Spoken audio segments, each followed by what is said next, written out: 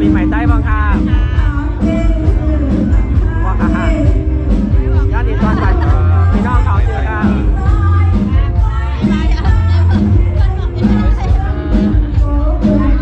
อันนี้เด็กคลิปเป็นคลิปที่ออกใน YouTube แล้วก็เป็น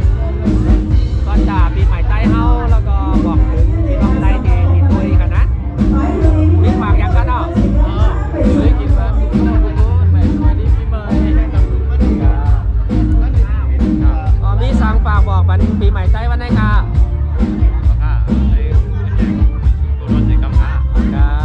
ลุงเขาค่ะ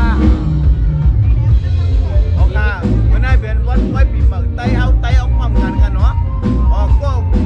ก็ตั้งร่องโหลซ้ายเนี่ยก็เป็นไต้กลมเลยแหละมันเจ้าก็มีน้ำใจที่มาถ่ายไว้ไต้เนี่ยก็ดียงโยนเต้ข่าวมาชุกค่ะยังเขาค่ะฝากตอนปันปีใหม่ใต้วันไหนเขา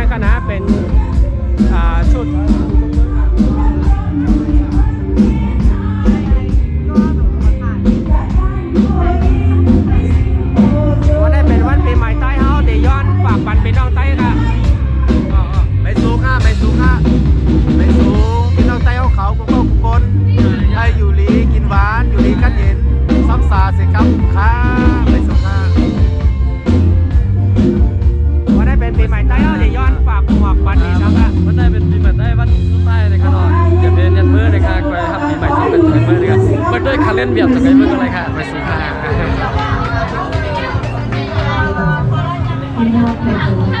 วันนี้ก็เป็นวันปีใหม่ใต้เฮาแต่ตีตอนฝากกำอีสังปันพี่น้องใต้ตีของตัวไหนครับอ๋อค่ะ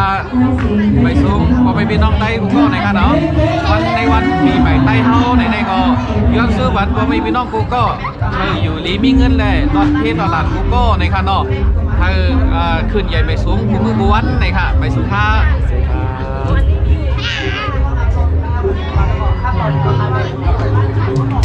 เลิศ